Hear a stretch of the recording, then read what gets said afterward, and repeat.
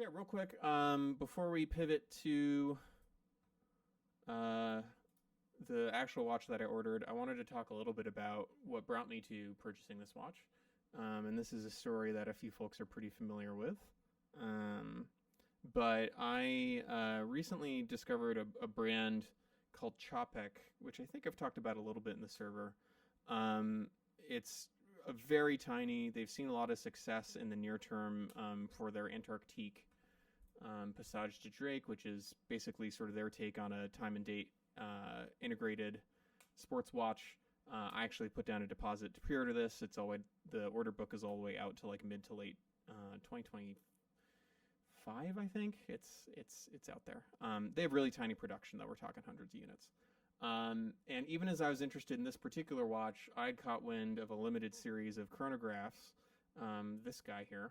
And in fact, I even got to see an example of it with a slightly different dial configuration. And I got to see this in person.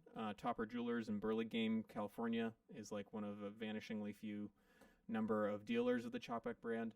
And this watch got me seriously thinking about spending a very serious amount of money, even though the brand was new to me. I ultimately decided the watch probably wasn't for me for a variety of reasons, which aren't really important. But when I was wrestling with whether or not to commit like tens of thousands of dollars and not just like $10,000, I say just, to a watch, as you can imagine, it was a bit of a trial and tribulation on my part to justify it, but to also think about, is this really going to be worth that amount of money to invest in a timepiece like that? High horology, very low amount, not really available, all that notwithstanding. And so I got the advice from a few folks to think about, well, what are other watches, that I'm really infatuated with that I know I'd really value, and what do they look like in the market right now? Is it a similar price? Maybe I would prefer those more. And so originally I looked at other high horology brands like Chapard, Breguet. I don't know. I had sort of a short list, did my due diligence, didn't really find anything in this vein.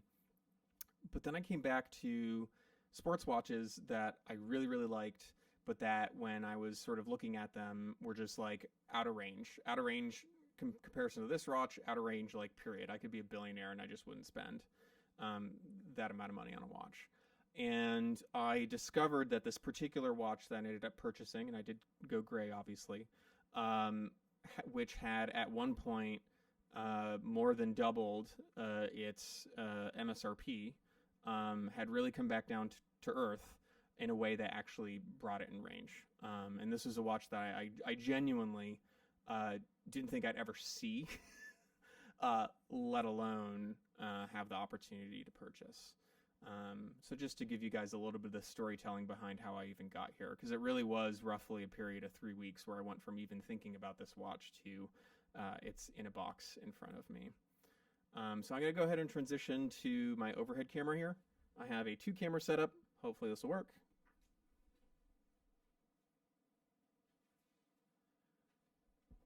I have cheated a little bit. I opened the exterior box for this just because it was kind of big, mostly to save time. This is the interior box. We're going to be opening this together. Do folks have a clear view of the box? Everything look good? Sound good?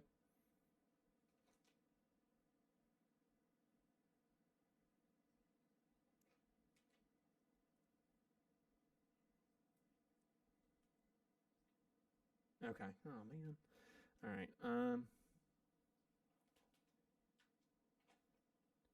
Yeah. How are other folks doing? Let me take a look at the chat here.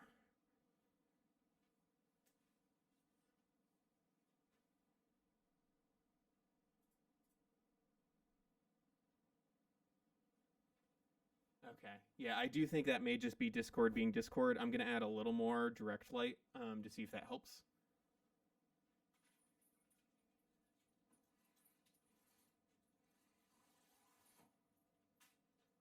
But yeah, I was getting that on static feeds from my computer too, so I'm pretty sure that's just compression artifacts, unfortunately. But yeah, let's go ahead and keep moving, and if things get seriously out of whack, just let me know. All right, hopefully this is oriented correctly.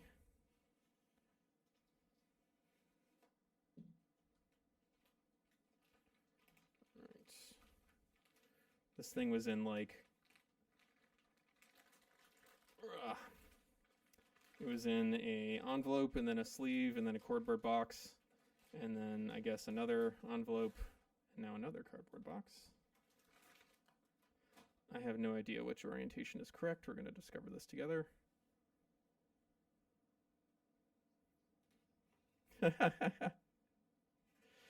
Well, you'll have an idea as to the brand pretty quickly. I think I see the carton. Let's see.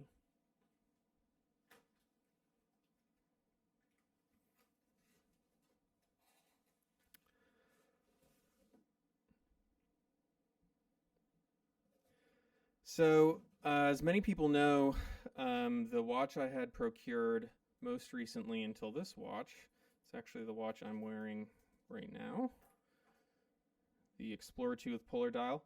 One of my favorite Rolex references. It has my favorite GMT complication. I love the white dial. I love the contrast of the orange hand. Many people say that the Explorer 2 is like one of the last surviving, still truly sporty watches. I don't know that I necessarily believe that.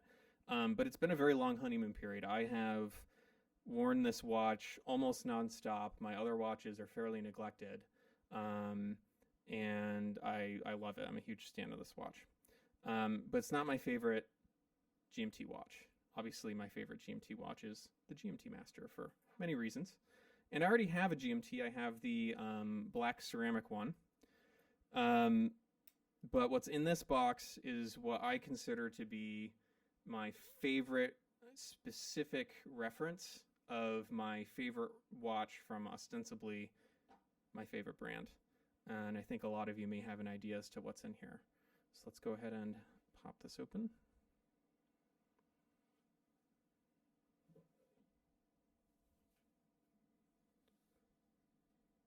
Just gonna move this out of the sleeve. If this thing's like upside down, that's gonna be really awkward, but hopefully they put it in correctly. All right. May I introduce to you the GMT-Master 126719 BLRO with the Meteorite dial.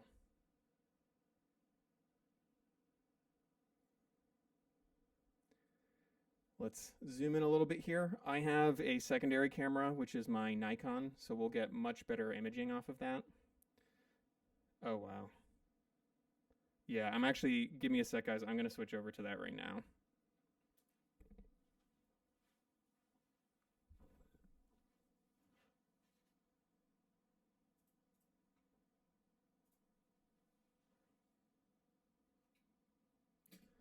All right, so you guys should be seeing the overhead in a little pip.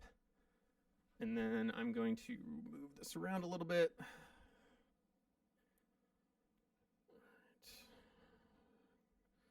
Fool the focus here. And there it is.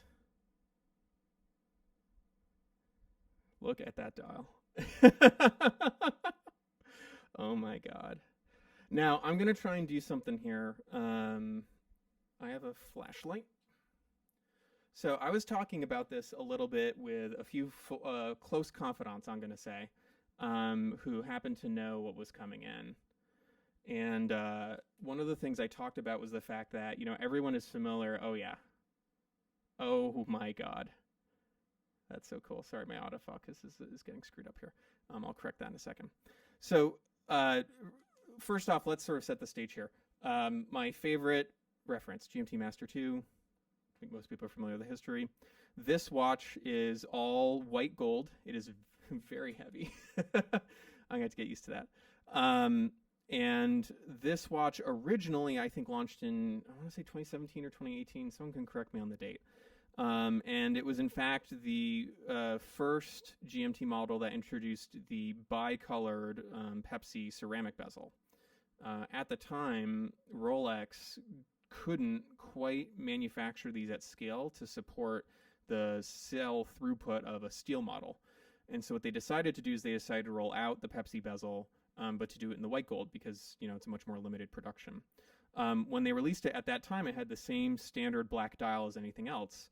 when they eventually introduced the Pepsi to the steel to help folks disambiguate a white gold watch from the steel, they updated it with a dark navy blue dial.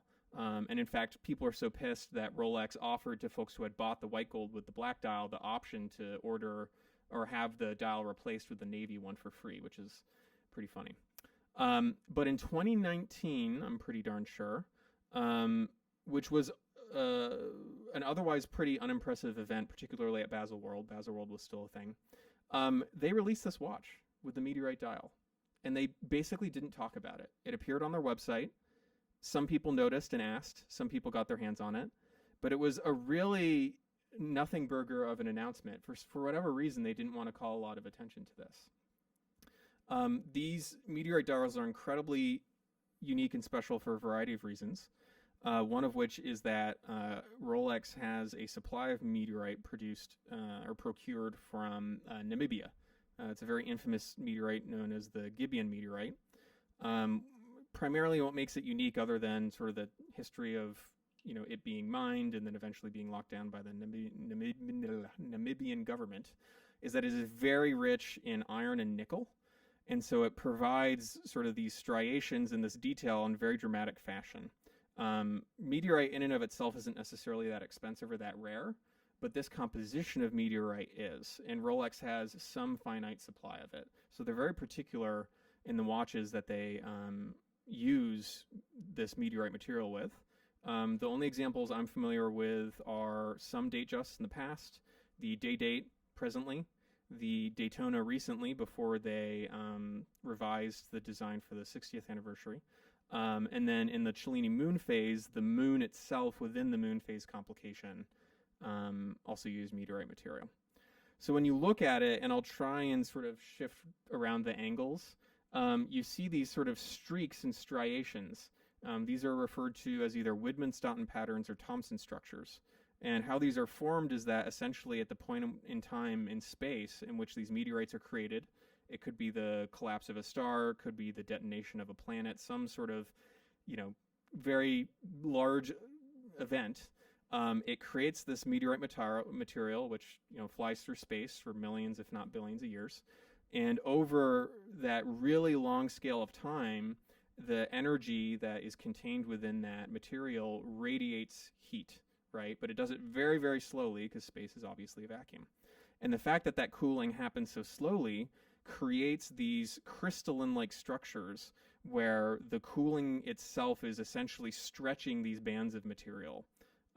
As such, that sort of very long time horizon furnace-like process means that, near as I can tell, we actually don't have a way to reproduce this structure on Earth.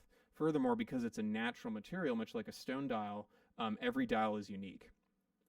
Funnily enough, this means that a lot of people are very particular about meteorite dials, so they may not like certain ones but prefer others. In particular, and you can sort of see some of the striations here, you'll notice that they are diagonal across the dial. That is a deliberate choice by Rolex. When they cut the dials and orient them and install them in watches, they try and offset that at a particular angle. But some of them have more or less dramatic patterns. I was hoping that this one was going to have a more dramatic pattern. It is less legible, but I think it is more impressive. And I am very pleased with this. As you can see, with harsh direct light, it just sort of almost becomes sort of a cloudy white. But particularly when you have off-axis lighting or diffuse ambient lighting, you can really see the layers of those structures. It's really, and I'm just seeing this like indirectly through the camera, but even that way, it's really beautiful. When I ordered this watch, I had some smartphone photos on a Facebook post. So I had a sense sort of as to what the dial looks like, but obviously nothing compares to seeing it in person. I knew that I would be taking a little bit of a chance, but I also knew that even, a less than stellar example of this dial would still look, I hate to use the term, but out of this world. And this really does. Holy cow. The dimensions of this watch are otherwise pretty similar relative to its contemporaries in any metal. One of the things that is sort of interesting to me is the warmth of the metal itself. I'll have to see if I can hold my Steel Explorer side by side. But it is a different cast to the material. It's a little, there's a hint of yellow, but it's more like a warm gray than anything else versus steel, which is kind of more of a muted gray, not in a bad way, just sort of in a different way. And then those polished centers, obviously, just sing. I mean, there'll be a scratch magnet, which is sort of a bummer, but nothing is perfect. As you can see, this is a fully stickered example. There's also some cling wrap around it that was in the original photos too. I'll peel that off in a moment. But this is actually a complete set with stickers. As I mentioned, not that long ago, in fact, as recently as 2022, you would see examples of this selling in the open market for approaching, 90,000 US. I would never pay that for this watch as much as I like it. What I ended up paying was a small single-digit % over retail plus the tax I would pay if I were allocated it. And that correction in the market is really what, to my shock, brought it to within an accessible price point where I was able to acquire this timepiece. Other than that, it's just a GMT, guys. It's the same complication. It's the same Pepsi bezel. But as I mentioned before, the GMT-Master II is my favorite reference. I just think it's one of the most clever, most useful, most brilliant watch complications ever conceived. And I think this execution is just wonderfully special. It's not necessarily gonna, it's not the sort of watch you wear because you want everyone to know you're kind of the big man on campus, so to speak. It's not yellow gold. Honestly, I think other than watch nerds, no one will even appreciate the dial. It just looks like a steel Pepsi, I think, to most people. But I really don't care about what other people think. I care that every time I look at the time, I know what this is. And the idea of the dial being unique, right? No other dial exists quite like it.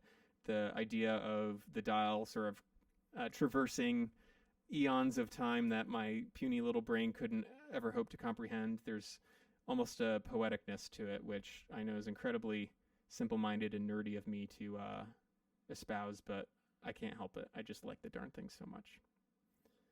So let me get the plastic off here. And I apologize. I've tried to catch some of the questions that have come through in the chat. I'm happy, as you can imagine, for the foreseeable future, I'll be more than happy to talk about this watch. So I'll try and catch all the questions, but if I'm missing anything, feel free to chime in or ask me about it after. All right, so I got most of the plastic off here. The first thing I want to do is just kind of do that side-by-side comparison with my Explorer 2, which will look a little bit larger. Its proportions are slimmer, but it is 42 versus the 40 of the GMT Master. I mostly want to see if I can give you guys a sense as to the distinction in the color of the metal. So actually, I think the clasp is going to be the easiest way for me to do that. One sec, guys.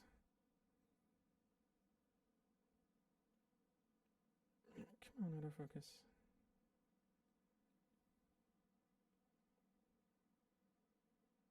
Yeah, I might not be able to do this that well.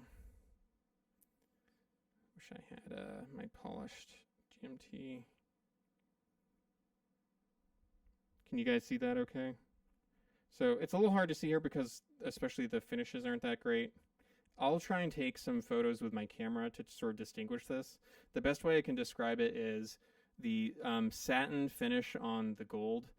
It's almost like a little more contrasty. It has more of like a silky sheen to it, but it's also richer. So it's more kind of a warm gray, and then the reflectivity is just like crazy on the polished centers. Holy cow, those are like mirrors. In comparison, the steel is kind of what you would expect, right? It's a more muted gray. It's sort of a cooler hue overall. It's still kind of got that satiny finish, but the actual brush strokes on the brushed finishing are much less pronounced. It feels more of kind of a continuous matte surface than the striations, which are a little more visible here. And I'm not sure if that's a difference in the finishing technique or specific to the material or whatever. I sort of appreciated that in photos. I definitely appreciate it a lot more in person, though.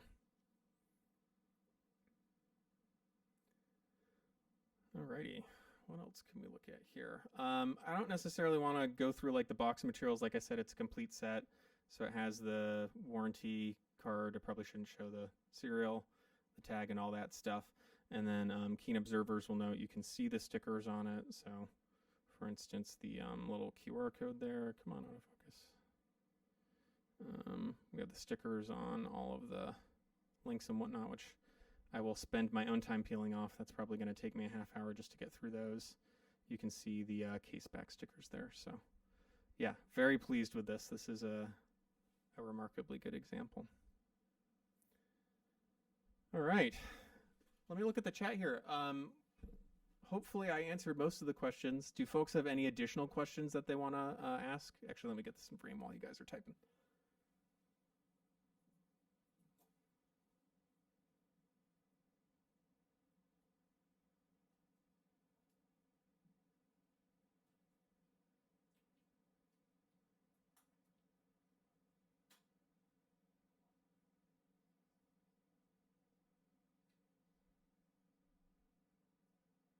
So, yeah, pretty darn soft, I would say. I don't have my other GMT with me. It sounds pretty similar. Although it's interesting because you could imagine it would be quite different. Another thing I learned that is sort of interesting about precious metal watches from Rolex is that they're very specific. When you order a precious metal watch, and in fact, under the lugs, I'll actually go ahead and pull this out and show you guys. They have a very particular hallmark or series of hallmarks on both the lugs, underside of the lugs. This might be a little hard to show, but I'll try my best. As well as on the clasp. And these hallmarks help to basically indicate that you're looking at a full precious metal watch. Yeah, I'll need to do that in photos later. You can sort of see kind of those little, there's one there, one there. Sorry, my gloves are a little too large. But when Rolex indicates that a watch is precious metal in that respect, nearly all the components have to be made out of that material. The only exceptions are going to be the movement itself, the pins, or excuse me, the sleeves rather, for the pins in the bracelet, and then of course the bezel. And actually, one of the other things that's very interesting about modern precious metal watches, and this watch is one of the first that Rolex introduced that had this. I think the very first was the Platinum Day-Date, is an attempt on their part to try and ward off bracelet stretch. So if you look at vintage examples especially, but basically any precious metal watch that was worn a lot, you'll notice that they oftentimes have this issue where the bracelets is stretched. The links are sort of pulling apart from one another. There's some play and slop in there. It's not a good look.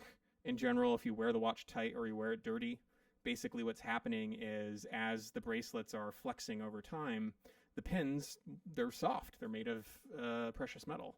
And so they bend and warp.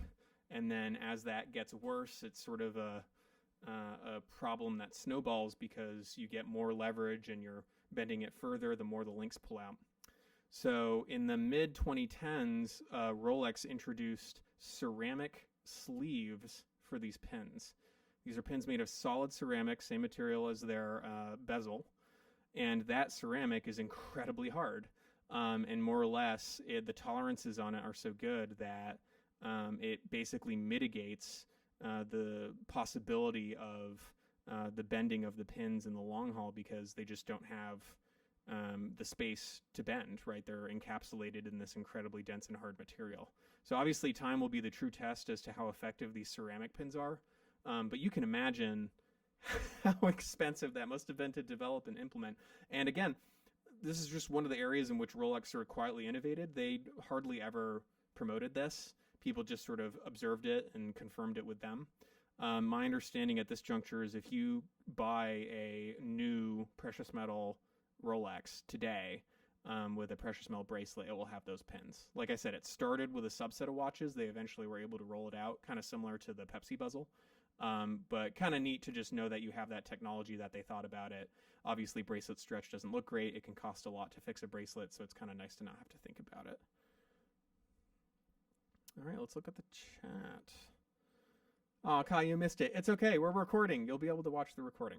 Kuriax asks, is it the same thickness as the stainless steel model? Yes, it is. Dimensionally, proportionally, it is identical. Which is pleasing to me because in general, I think those dimensions and proportions on the GMT Master are great. If I ran Rolex for a day, I would probably slim the lugs a little bit more, similar to what they did for the Submariner or the Explorer 2. However, it's not quite at the level of like super case of like the Submariner preceding the current generation one. So while it's a little bulkier than I would prefer, it's not to the point where I'm super bothered by it. You get used to the proportions pretty quickly. Lanham, you ask, is there a difference in the market value for more or less striations for any meteorite?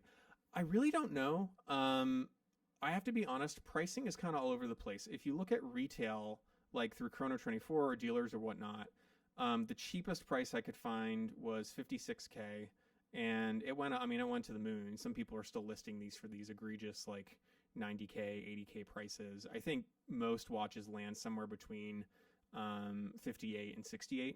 I paid markedly below that that 55, 56K watermark. I purchased this directly from a dealer through an online dealer network called Moda, which I think a lot of folks are pretty familiar with. I feel like I got a screaming deal on this, particularly for a fully stickered example, and I'm sure that collectors the world over are going to cry when I remove the stickers and actually start to wear this thing. I don't care. It's my watch. Get over it. Yeah, that's in terms of whether or not there's price discrimination for certain meteorite dials. I don't think so. I guarantee, though, that there are people that would select one specific watch over another because of it. So maybe there's a moderate effect there, but not something that you can observe. There are only so many examples of this watch in the world, period, to be honest with you. Correct. I believe it's on the new titanium Yachtmaster as well, the ceramic pins. Oh, interesting. I didn't know that. See, now I'm learning today, too. That's great. And spare, yeah, again, it's hard because there aren't that many examples. I will say it's sort of an open question how many examples of this exist. Before I thought there was a chance I could buy this, I just sort of assumed there were maybe 100 examples at the most made a year. I will say, having done some research, I actually think they probably have produced more than that. It's still exceptionally rare, especially for a Rolex. But there is more recently a fair bit of liquidity in the market. You know, you go up to page 2 on Chrono24. This thing pops up on Moda. It's not unusual to see it, even if it's not common. And I do think that as the market has cooled down a bit, I imagine in the run-up in 2022, no one sold this. They basically held on to it. And so the market was so dry that explained part of why the pricing got so ridiculous. Given the trajectory of the market, I think more people are just wanting to recoup whatever paper gains they possibly can, and so there's been a little bit of a glut. The bottom of the market for this that I could find was a hair below 50,000 in a Rolex forum post. It's since rebounded a little bit. I paid basically in the vicinity of that myself for this example, but retail, like I said, is up at least to another 10 relative to that watermark. Which is kind of interesting. That difference, that dispersion between dealer prices that I've seen in Moda versus retail has also been pretty consistent and pretty wide. You could like fit another like pretty damn nice watch in between those two numbers more often than not, oftentimes a 5-figure amount. So. And Kyle, am I happy with the Meteorite cut? I am so happy with this cut. Let me see if I can shift things around. It's got these really dramatic patterns. It's got 3 vertical ones going down the center of the dial, and then it has 2 and a third up top, sort of a hatching pattern. It looks so cool. I can't wait to take this thing outside. I was mentioning to folks earlier, I really prefer the more dramatic cuts that have these more pronounced striations. And I thought that might be what I was getting based on the smartphone photos of this watch in the listing. I couldn't be more happy with this. It's really, yeah. I mean, I'm biased as hell, guys, but this is pretty cool. This is pretty special. And then you ask, are the hands bold like the Explorer 2? They are not. I mean, these are not like dainty or anything, but proportionately are more similar to their other professional models. Let me see if I can get my Explorer next to it as a comparison. I will admit, one of the things I like about the Explorer are the oversized indices. They are very legible, particularly since they're blacked out on the Polar example. And I just think aesthetically, proportionately, they look great. Now, the GMT Master is a smaller watch, so you would expect proportionately the features on the dial to be a bit smaller, and they are. So they feel a little more delicate. I think that's suitable to the reference. One of the things that's going to be interesting, and I'll honestly have to get back to you guys on with my wearing notes, is the legibility of the dial generally, specifically in varying lighting environments, because you have a very silver complex, busy dial, and then the indices are themselves a similar color and white, right? The contrast is not particularly high. I think the handset, because of the high polish and because they're raised, I'm not too worried about the legibility of that. I do think the whole dial overall might be a little challenging in certain conditions, or will require a little more strain or focus to see it.